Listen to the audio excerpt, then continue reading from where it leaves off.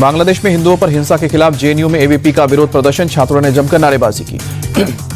ABP के छात्रों ने इस्लामिक कट्टरपंथियों का पुतला फूंका, वामपंथी दलों की चुप्पी पर सवाल उठाया।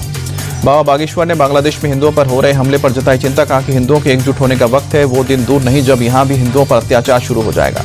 बांग्लादेश की लेखिका तस्लीमा नसरीन ने हिंदू युवक दीपू दास का थाने में बैठे वीडियो शेयर किया, पूछा जब पुलिस की हिरासत में था तो कट्टरपंथियों के पास कैसे पहुंचा।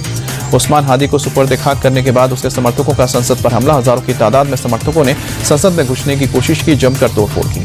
पीएम मोदी के असम दौरे का आज दूसरा दिन, डिब्रूगढ़ जिले के नामरूप में अमोनिया यूरिया परियोजना के लिए भूमि पूजन करेंगे, जनसभा को भी करेंगे संबोधित। पीएम मोदी ने कल गुवाहाटी इंटरनेशनल एयरपोर्ट के नए टर्मिनल भवन का उद्घाटन किया। 4000 करोड़ रुपए की लागत से बना देश का पहला प्रकृति आधारित थीम वाला एयरपोर्ट टर्मिनल भवन।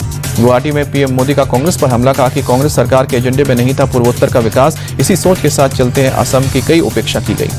पश्चिम बंगाल को विधानसभा चुनाव से पहले पीएम मोदी की बड़ी सौगात, 3200 करोड़ की लागत के 2 नेशनल हाईवे प्रोजेक्ट का उद्घाटन शिलान्यास।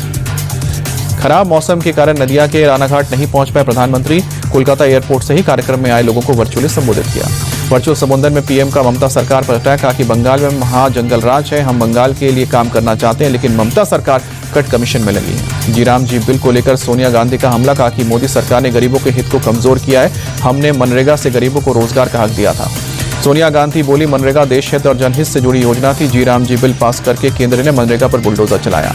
बीजेपी के सांसद सुधांशु त्रिवेदी का पलटवार, कहा कि बिना आधार के प्रदर्शन कर रहा है विपक्ष, नए विधेयक से 100 से वजह 125 दिन मिलेगी रोजगार। राहुल गांधी पर बीजेपी का बड़ा हमला, गौरव भाटिया बोले भारत विरोधी शक्तियों से मिलते हैं राहुल, जर्मनी में जॉर्ज सोरोस की सहयोगी कॉलोनियों से करेंगे मिले। गौरव भाटिया बोले राहुल इंडियन स्टेट के खिलाफ लड़ाई लड़ने की बात करते हैं, भारत की छवि को धूमिल करना उनका चरित्र है, डीएनए में ही भारत विरोध है। सपा विधायक अबू आजमी की बाबा बागेश्वर के खिलाफ देशद्रोह का केस दर्ज करने की मांग, कहा कि बाबा बागेश्वर के जरिए ध्रुवीकरण की कोशिश, हिंदू राष्ट्र की बात करना संविधान के खिलाफ। बाबा बागेश्वर की हनुमंत कथा में पहुंची बीजेपी नेता नवनीत राणा ने बाबरी मस्जिद पर हमला बोला, कहा कि बाबरी मस्जिद बनेगी तो वो राम मंदिर बनाने के लिए 1 लाख ईंट लेकर जाएंगे। मिस इंडिया इंटरनेशनल रूस सिंधु ने सीएम नीतीश के हिजाब विवाद को बताया संवेदनशील मुद्दा, कहा कि सभी को महिलाओं का सम्मान करना चाहिए। हिजाब विवाद पर कांग्रेस के सांसद शशि थरूर बोले मुस्लिम समेत सभी महिलाओं का सम्मान होना चाहिए, सीएम नीतीश ने जो किया वो ठीक नहीं।